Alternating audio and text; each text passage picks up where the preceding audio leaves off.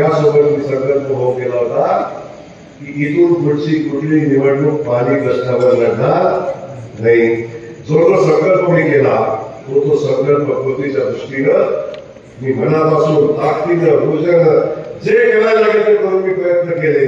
24 तास काम केलं. तर आपण सगळेजण बघताय की आता माझा मान खटाव दुष्काळ मुक्तीच्या दिशेने जाताना आपण बघतोय.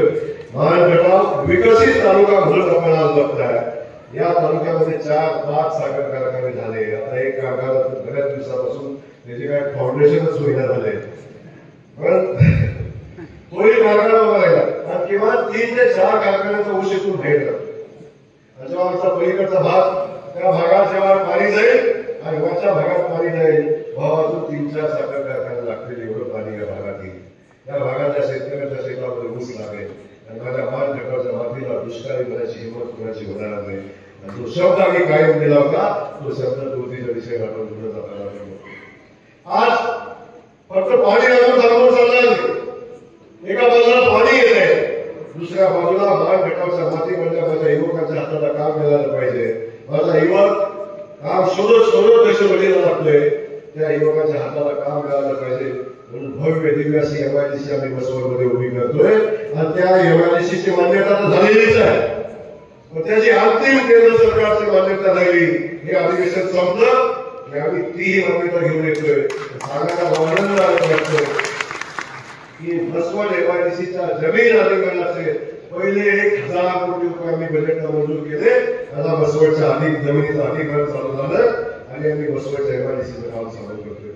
आणि येणाऱ्या 8 ते 10 वर्षामध्ये एमआयडीसी डेव्हलप होईल. पण एमआयडीसी डेव्हलप होऊन भव्य दिव्य असे कारखाने तिथे उभी राहील आणि देशभरीला लागणारा माझा युवक मान खटावच्या मातीतला माझा युवक माझ्या मान खटावच्या मातीत सन्मानानं काम करेल. त्याला उद्योग व्यवसायासाठी एमआयडीसी असेल, हाताला काम मिळेल. अनेक उद्योग मिळतील. एक कारखाना झाला तर त्याला अनेक छोटे मोठे उद्योग त्या कारखान्याच्या माध्यमातून होतात. ही सगळी कामं उभी राहतात आपण बघाल. त्यामुळे मी खात्रीनं सांगतो जे मान खटाव आता आम्ही विकासाच्या दिशेने घेऊन चालतो आणि हे सगळं घेऊन जातो. सर धेवडी तयार करतो आणि धेवडी माझ्या मान खटावची राजधानी आहे. धेवडी माझ्या मान खटावची राजधानी आहे आणि राजधानी मान खटावला शोभेल अशीच असली पाहिजे ही भूमिका घेणार. त्यामुळे या राजधानीचा विकास झाला पाहिजे. या ठिकाणी बसवड बघताय काय बसवड शहरातला संध्याकाळी जर भाऊ गेला तर तुम्ही बसवडचा स्टँडवरचा रस्ता बघितला तर विश्वास बसत नाही. बसवडमध्ये 5 वर्ष मी नव्हतो तर सगळे फुटफुटात धुळ होते. पुन्हा तो रस्ता आपण बघा झाडी बसून आहे, झाडं लागलेली तुम्हाला दिसतील. एवढा सुंदर रस्ता दिसेल, स्वच्छ दिसेल, सुंदर पण दिसेल आणि स्वच्छ पण दिसेल. बसवड नगरी विकासाच्या दिशेने आज चालते आणि 2 वर्षांनी तुम्ही बसवड बघितलं मी आज सांगतो तुम्हाला 2 वर्षांना जे विकास कामाला तुम्ही बसवडमध्ये चालू केलेली आहे जेव्हा 2 वर्षांनी पूर्ण होतील तेव्हा बदलणारं विकसित बसवड तुम्ही बघा. तेव्हा तुमच्या घरावर विश्वास बसणार नाही. अशा पद्धतीचं बसवड उभं राहिलं तुम्ही बघा. आणि एका बाजूला बसवडचा विकास होतोय, दुसऱ्या बाजूला रोडचा विकास होतोय आणि त्यावेळी आमची धेवडी भूमिका व्हायला मागे राहिली होती. काळजी करू नका. आपल्या सगळ्यांचा अजून मला वाटतं 1.5 वर्ष आहे. 3.5 वर्षाचा बॅकलॉग 1.5 वर्षात बदल कामाची करतो. ते 3.5 वर्षात आपल्याला करायचं होतं ते 1.5 वर्षात काम आपल्याला करायचं. त्यामुळे आता 2020ची मॅच खेळायची. कसोटी आता बंदी नाही करायचं आपल्याला 2020ची मॅच खेळायची आणि त्यासाठी आपल्याला खूप वेगानं काम करायला लागेल. आणि माझी सगळ्या नगरसेवकांना विनंती आहे विरोधकात तातडीनं बोलणं करा. ज्याचं काम करून होईल दुसरं भाग काम मागेल त्याला मिळेल. फक्त कामाची क्वालिटी दर्जा चांगला राहायला पाहिजे याच्यासाठी आपण प्रयत्न करा.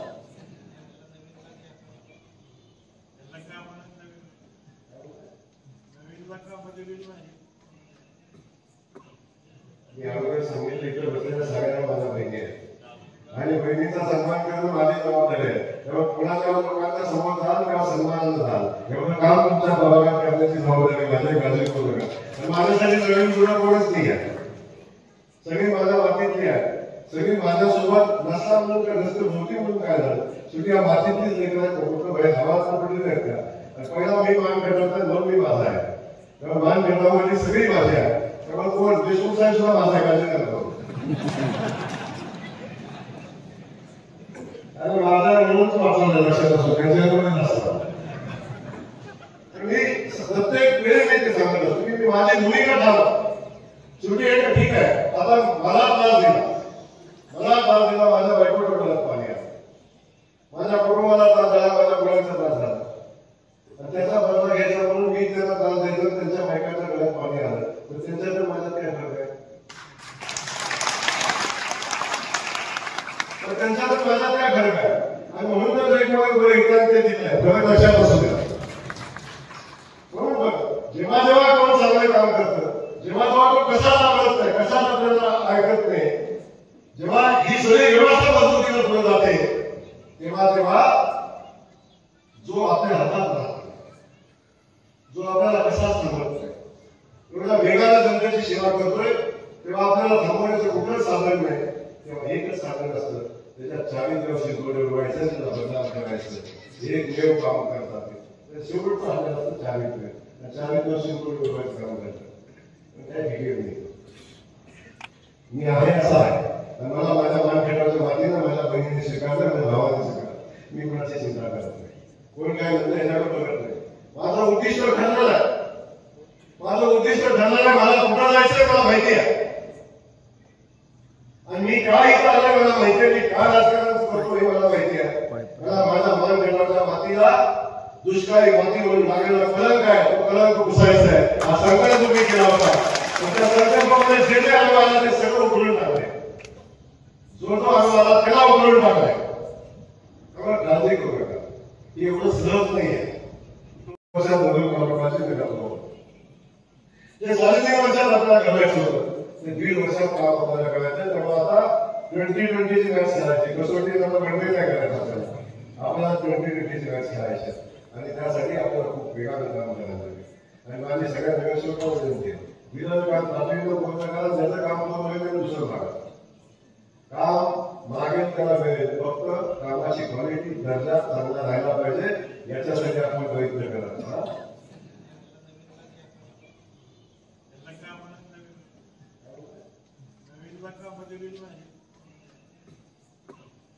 मी अगोदर सांगितलं इकडे बसलेल्या सगळ्यांना माझ्या बहिणी आहे, आणि बहिणीचा सन्मान करणं माझी जबाबदारी आहे. तेव्हा कुणाच्या लोकांना समोर झालं किंवा सन्मानानं झालं, एवढं काम तुमच्या प्रभागात करण्याची जबाबदारी माझी, काळजी करू नका.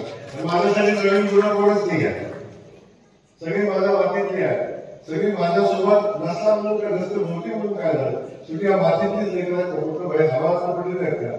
पहिला मी मान भेटवतात म्हणून मी माझा आहे, तेव्हा मान भेटावं सगळी माझी आहे. तेव्हा कोण देशमुख साहेब सुद्धा माझा काळजी करतो, आणि माझा म्हणूनच वाचवलं लक्षात असतो त्यांच्याकडे नसतं.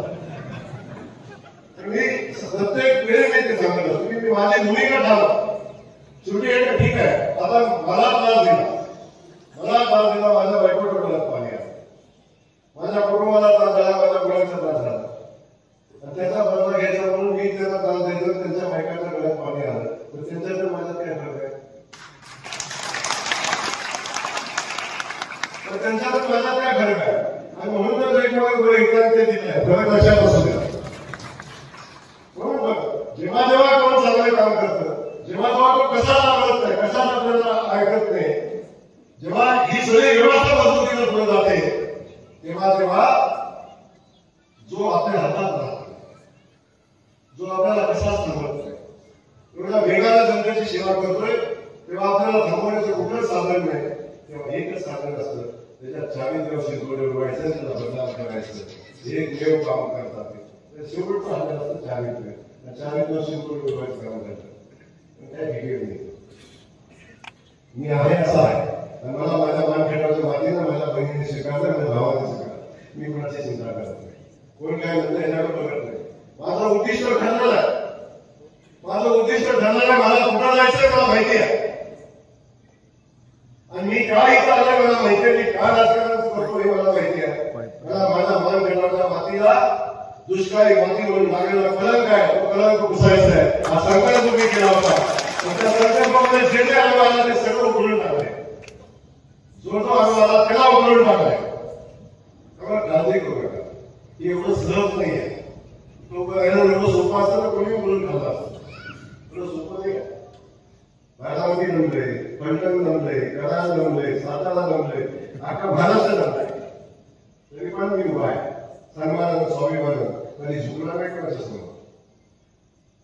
29 केसेस केल्या बाबा, 29 एक नाही बाबा, 29 केल्या. एक नाही कोणाच्या पुढे मान नाही झुकवली. सामावून साथी तुला पण सामावून एकदा मान नाही झुकवली. आणि एक केस झाली तर कुठं पडते, कुठं पाया पडते, कोणाचं पाय जात नाही. त्याला एक काळजी लागते ना. आणि एक लक्षात घ्या, आपण जेव्हा दुसऱ्यासाठी खड्डा करतो ना तेव्हा आपल्यासाठी आपोआप तयार होतो. तर कधी कुणाचं वाईट करून कधी आपलं चांगलं होत नाही. कटकारस्थान कधी आजपर्यंत इतिहास बघा, रामायण महाभारतापासून आजपर्यंतचा इतिहास बघा तुम्ही, कधी कटकारस्थान करणारा कधी जिंकला नाही. कधी कटकारस्थान करणारा जिंकला नाही. शकुनी मामा महाभारतात कटकारस्थान केलं. शकुनी मामाने केलं, पण किती केलं. नदीच्या काठावर भोवऱ्या बांधल्या काय,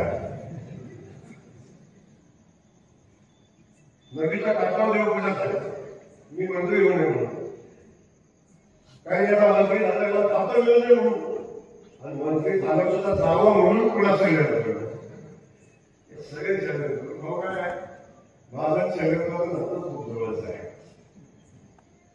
शरीरामध्ये माझ्यासोबत यायचं असतं, माझ्याकडून बरोबर करून परत जायचं असतं.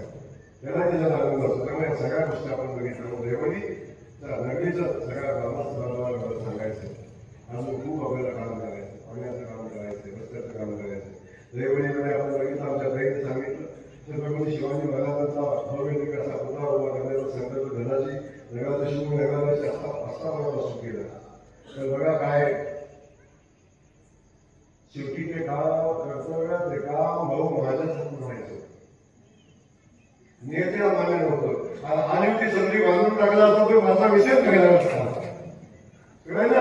आणि ती संधी नव्हतो मी सत्तेत, नव्हतो सत्तेत. पैसे मंजूर मीच केलेले होते. फाउंडेशनचे पैसे मी ठेवले. फाउंडेशन पासून सगळे पैसे त्याला पालिकेत आणून ठेवले. बांधून टाकलं असतं तर ती माझ्याच हातून घडायचं होतं, माझ्या सरकारच्या हातून घडायचं होतं. म्हणजे आज पुन्हा जे पूर्वी मंजूर झालेलं जसं कॉम्प्लेक्स होतं तेच कॉम्प्लेक्सचं भूमिपूजन आज झालं. बघितलं ना, सगळी नशिबच असतं. मसवरमध्ये असंच एक बांधलं. एक आम्ही भाजी मंडळी बांधली. भाजी मंडळी बांधली फक्त काचा बसवायला नाही आपल्याला. 7 वर्ष गेली पण काच नाही बसली मी गेल्यावर. पुन्हा मला जाऊन काचा बसवायला लागला. आता प्रोजेक्ट करताना मला 75 जागा लागली. तरी भाजी मंडळी उभी राहिली. आता ते भव्य दिव्य असं कॉम्प्लेक्स आपण उभं करतो. म्हणजे सगळ्या सरकारने पैशाची चिंता करू नका. इथं जयकुमार वगैरे आहे, तिथं पैशाची चिंता करायची नाही. आम्हाला कुठून मागेल तिथं पैसा होतो. दैवतीच्या विकासाला कमी पडणार नाही. आणि या दैवतीच्या छत्रपती शिवाजी महाराजांच्या स्वतःमध्ये भव्य दिव्य असा छत्रपतींचा नाव घेता, छत्रपतींचं नाव घेता, छत्रपतींचं राजकारण करतात, छत्रपतीचं नाव सांगून राजकारण करतात जातीपातीचं. अरे या सगळ्याला माझा भाऊ प्रश्न आहे. सगळ्याकडे छत्रपती शिवाजी महाराजांचं नाव घ्यायचा अधिकार नाही. आज माझ्या मान खटावच्या माती आम्ही ठरवलं की छत्रपती शिवाजी महाराजांच्या पुतळ्याला हार घालायचा.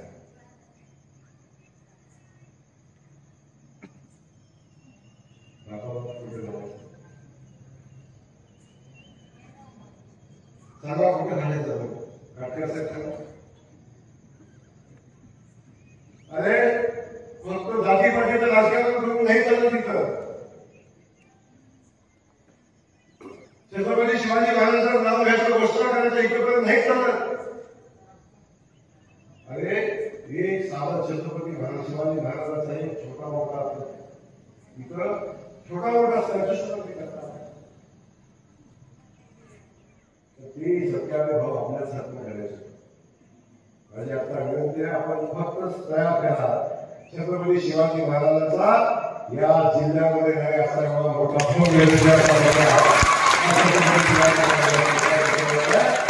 त्याचा कार्यक्रम 6 महिन्याच्या आत घेणार लक्षात असेल. 6 महिन्याच्या आत हे काम आपल्याला पूर्ण करायचं. असे अनेक काम आहे. माझ्या रेवणीचा सगळ्या सरकार बनवलं आहे. आणि जायचं चौकात ठेव चौक काय करायचं तुम्ही रेवणीचं. मला कळलं नाही काय चाललंय. अरे काळजात पाहिजे, काळजात आपण छत्रपती शिवाजी महाराज काळजात पाहिजे, आंबेडकर काळजात पाहिजे, महात्मा फुले काळजात पाहिजे. मला कधी आज सगळ्यांना नव्हतं आम्ही या चौकाला लावायचं. मी तुम्हाला सगळ्यांना सांगते, मी सगळ्या चौकांना सगळे म्हणून काढायला लावत आहे. अशा पद्धतीने नाही वागायचं. अरे डॉक्टर बाबासाहेब आंबेडकरांचा भव्य दिव्याचा आंबेडकर भवन बांधण्याच्या अख्ख्या तालुक्यात एवढं सुंदर भवन बांधलंय. ती खरी आपली ताकद आहे. ती बाबासाहेबांनी तिथं बाबासाहेबांना छत्रपती शिवाजी महाराजांचा पुतळा ओळखतो तिथं छत्रपती शिवाजी महाराजांचा सांगायला तुम्ही आमचा भाऊ सांगायचा आणि त्यांचा भव्य दिवस आणि त्या ठिकाणी आपण त्याला नका त्यांची अवहेलना करू, नका त्यांची अवहेलना करू. भव्य दिव्य असं त्यांचं स्वागत बनवू, तिथे जाऊन आपण पूजा करू. या स्वतःला अशा पद्धतीनं स्वतःच भगवान सोबत गावात मला म्हणतात देवडी किती किती देतात, किती जणांचं गाव आलं बरं नाही दिसत आहे बाबा. समाजात नका नाही पडत. नायकांची उमाजी नायकांची नाईक करायची, अण्णाभाऊ साठेंची जयंती भाकण समाजाने करायची, बाबासाहेबांची जयंती आमच्या बहुत समाजाने करायची, छत्रपती शिवाजी महाराजांची जयंती कुणाचा भाज्या जाईल. हे महापुरुषांना कुठल्या जाती मध्ये वाटू नका बाबा, त्यानं छोटं नका करू. आपल्या छत्रपती शिवाजी महाराजांचा एवढा मोठा कर्तृत्व आहे. छत्रपती शिवाजी महाराजांचं स्वराज्य कसं चालवलं हे इंग्रज सुद्धा त्याचं अनुकरण करतात, इंग्रज सुद्धा अनुकरण करतात. एवढा मोठा आपला राजा लंडन मध्ये जाऊन त्याच्या विचाराचा पायी असणारी लोक आहेत, त्यांना आपण नका एका समाजामध्ये. अरे डॉक्टर बाबासाहेब आंबेडकरांची घटना या देशाचा सर्वोच्च जातीपरित माणूस त्या बाबासाहेबांच्या आंबेडकरांच्या घटनेचा आदर करतो. त्या बाबासाहेबांना नका एका समाजात भावना अशा उमाजी नायकांनी ज्या गड किल्ल्याची जबाबदारी छत्रपती शिवाजी महाराजांनी आमच्या नायकांच्या घेतली, त्या उमाजी नायकांसारखा नाईक समाजाला काय किती छोटं करतात, केवढं मोठं करतो. सगळ्या गड किल्ल्याच्या जागा कोणत्या समाजाला दिल्या? छत्रपती शिवाजी महाराजांनी. हे सगळं आपण काय विसरतोय. म्हणून जातीपातीमध्ये या लोकांना नका वाटू. अशाच नवनवीन अपडेटसाठी आमच्या माणदेशी आवाज चॅनलला सबस्क्राईब करा. आमचे व्हिडिओ लाईक आणि शेअर करा. धन्यवाद.